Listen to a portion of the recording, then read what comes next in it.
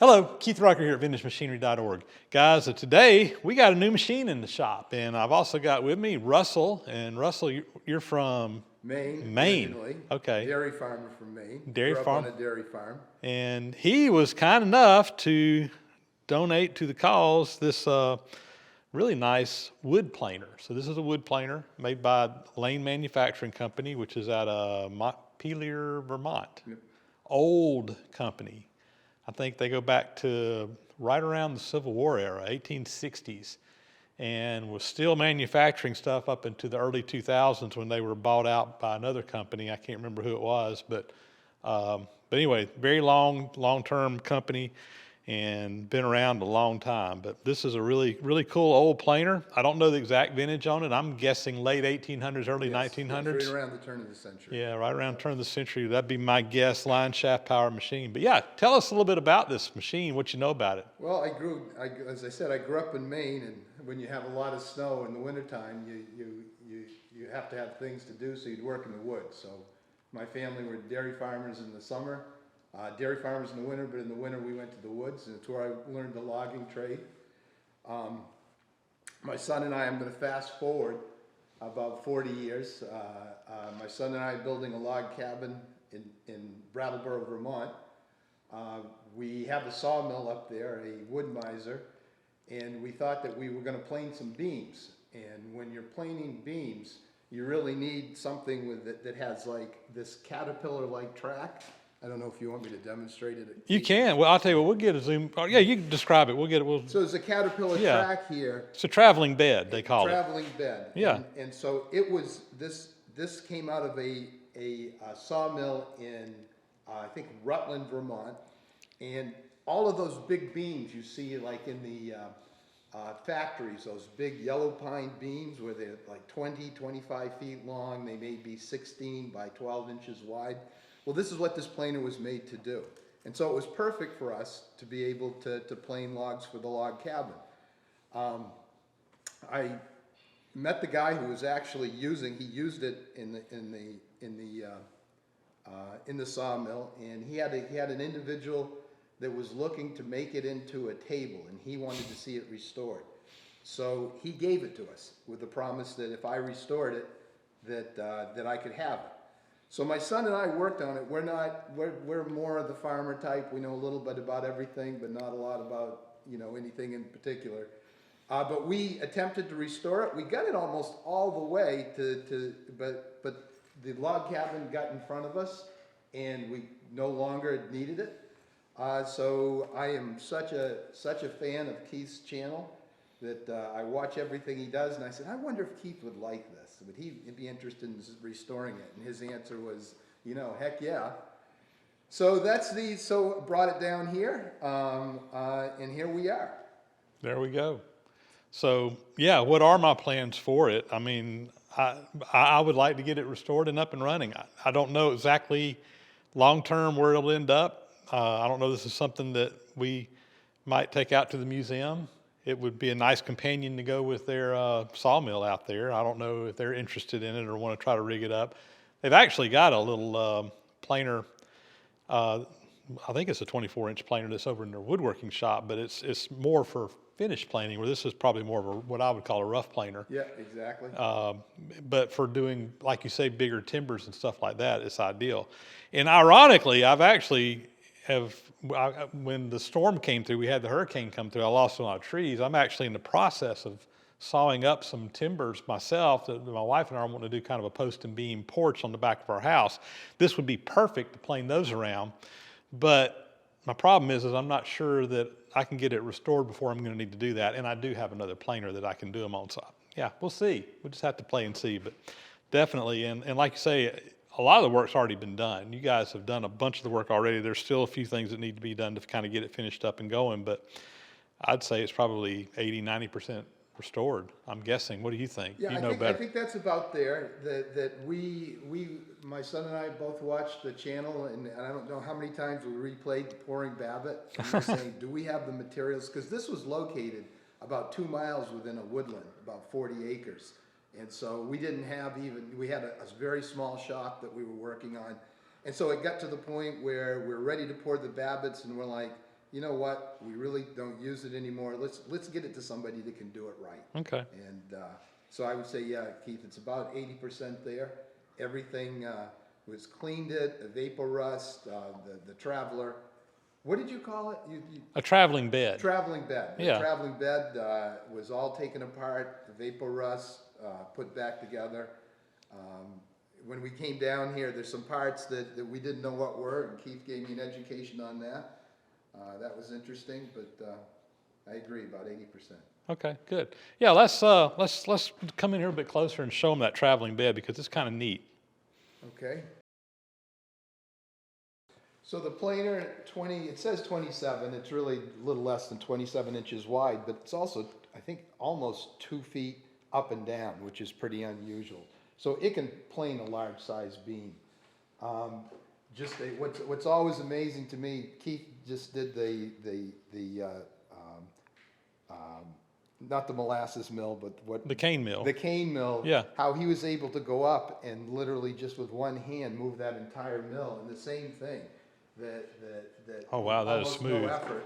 You know, the height of mechanical engineering was right around the turn of the century.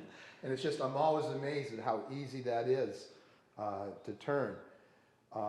This was originally run off from belts, and then it was converted to electricity. You can see that big. Yeah, over here. Yeah, the flat belt pulley, the drive pulley. Exactly. We were gonna run it off an Oliver 550 tractor. Okay. And so that was the pulley that we got for it. Engaging it, this engages it. Keith knows more about this than I do, but this engages it based on friction on the belts here, hand crank to turn it up and down. But quite a piece of mechanical marvel, I think. Yeah. Well, I'll tell you what, I'm going to kind of describe the belt system on it because that's kind of neat. I think we can kind of visualize it. So let's do that. First off, I'll tell you, let me reset the camera. So the way this would have been powered is, of course, you have something that would drive the main pulley over here on the cutter head. This is a cutter head. This is it's a 3-knife cutter head. It has basically just a big long knife that's just clamped down straight to it. Probably, I don't know, 3/8 inch thick steel or something like that. So big knives on there. I've seen square head planers. I've never that have two knives on them. I've never seen a 3-knife one. That's kind of cool. But anyway, it has a 3-knife cutter head on it. Has a sectional feed roll in here. So basically, each one of these little pieces up here would, if the board is uneven, is putting pressure on the top of that while it's planing it. But it has sections that are probably 2 inches wide, so if your board's uneven, it keeps that pressure constantly pushing down on it, so it keeps it flat. So that's kind of a neat little accessory up here to this sectional feed roll. But anyway, this cutter head is spinning. You got on this side a step cone pulley with 2 different sizes on it. That goes down to this pulley, which has another step cone pulley that matches up here. And this is going to be for your feed system down here. So basically it goes down here, it goes from a small pulley to a large pulley, so that's going to be slowing this shaft down. It's going to be running considerably slower than the main cutter head. From there, you got a pulley here that is going to go up to this one, which is the drive pulley for the traveling bed. And again, it's going from a small pulley to a large pulley, so that's going to be slowing it down even further. This piece here is just a tensioner. So you got a idler pulley right here. That idler will just tighten that belt up, and that will be what engages the piece coming through there, the traveling bed.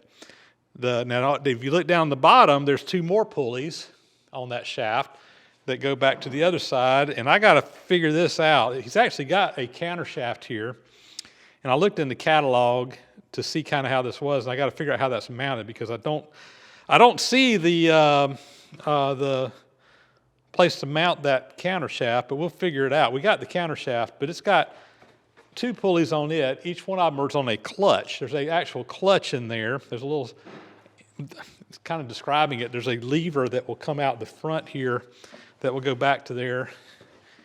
You can kind of see a little notch right there. That's where that lever would go into for forward, and then if you wanted to reverse it, you would switch it the other way, and it goes between these two pulleys. One of them has a half twist in it. If you notice right here, you got this little square piece. The belt would run through that for the half twist. So that's the reason it's that way. And on the other one, it's just running directly across. So there, it just runs over the top of that piece. So that's the reason it has that square in there, is because there's a half twist in that belt to reverse it. But that goes back to the back. And the whole purpose for this inside piece in here is this has a mechanism to raise and lower the bed using power feed. Now there's a handle up there, you can just crank on it.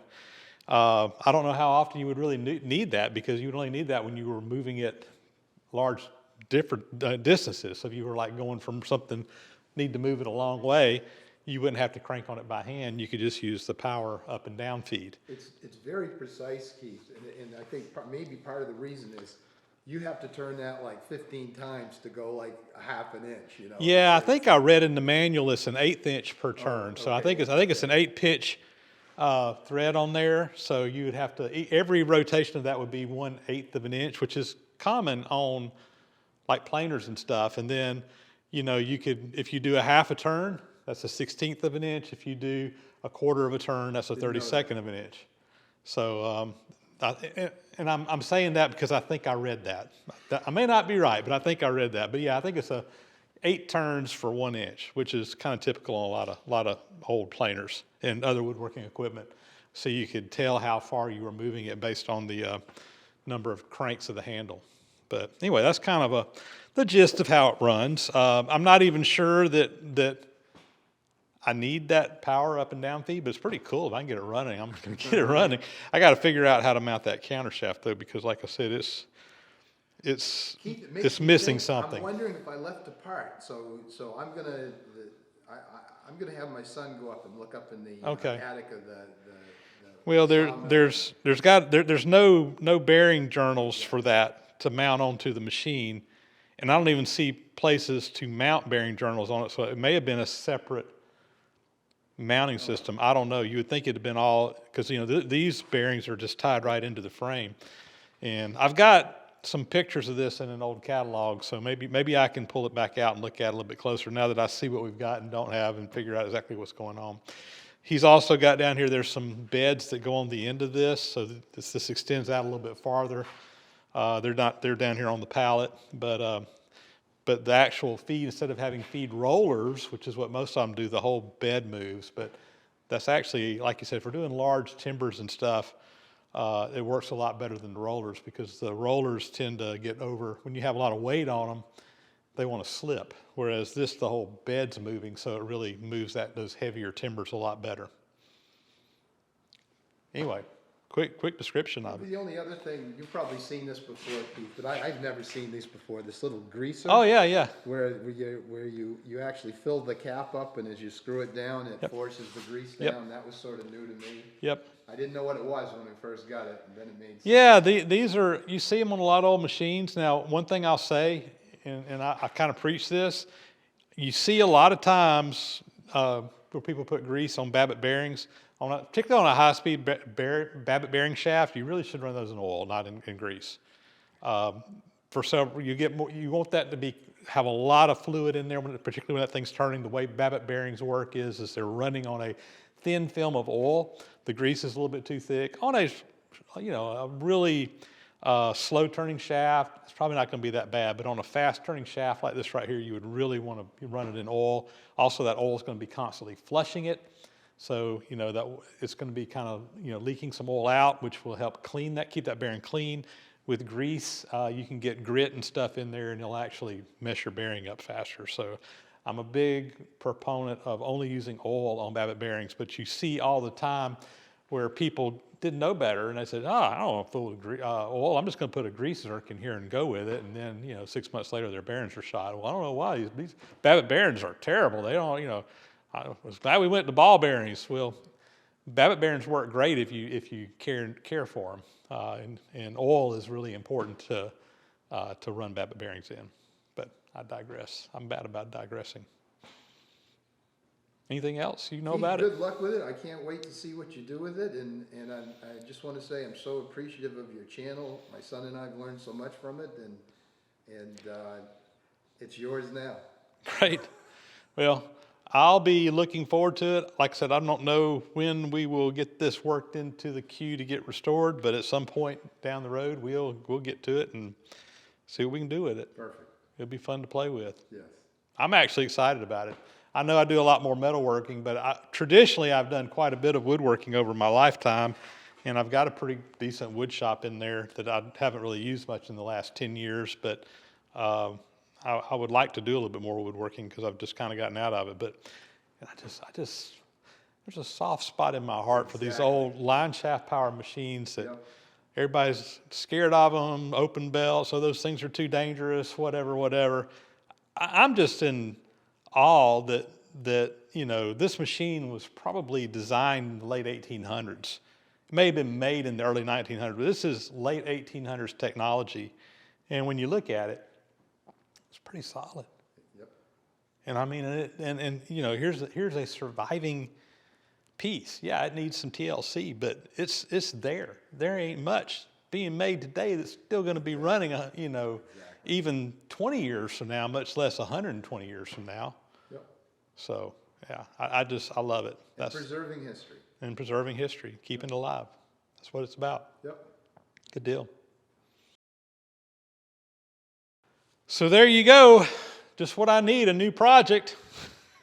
As if I don't have enough. But yeah, I'm looking forward to this one. Russell, thank you so much. I appreciate it. You're so very welcome. And thank you for all that we've learned from you and your channel. Yeah, and you're going to be down in Georgia for a couple of months this winter. Y'all are wintering over in the Savannah area, I think you said. Yeah. And you got a daughter that lives over there? Or? Well, no, she went to school there. Okay. And that's how we got down. She's now in Oklahoma. Okay. But we loved Savannah. And Savannah's a great city. Yeah. It is. You talk about history. There's some really neat history there. There's not many towns in Georgia that predate the Civil War, because there was this guy back in the Civil War that kind of came through and burned Georgia down. We Sherman. We won't talk about that. Yeah. Yeah. His name is cursed upon in the state, but there's literally very few cities in the state of Georgia that have buildings and stuff that were pre-Civil War that survived Sherman's March to the Sea. There's only a handful of them, really, but Savannah, literally the South, it was right at the end of the war when he got there, and they basically surrendered the city to keep from losing the city. And like I said, the war was already lost at that point in time anyway, so probably was a wise move to do that. But it's a great city. If you ever want to go to a really neat place to see a lot of history. Beautiful city, walking city. Mm-hmm. It's just I think it's one of the most beautiful cities in the country. My wife and I fell in love with it, and so Keith knows my address. If you ever come to the city, look me up. Yep. We'll show you around. Good deal. All right. Thanks again. Thank We're going to get out of here. As always, guys, thank you for watching. Please subscribe to the channel if you haven't already. Those thumbs up and comments really help out a lot. Big, huge thank you to those who support the site financially through Patreon, PayPal, etc. Allows me to be able to do projects like this and bring them to you and share it with you. So anyway, we're going to get out of here. We'll catch you on the next video. Russell's got to get back on the road, and I got to get back to work. So we're going to do it. Thank you again.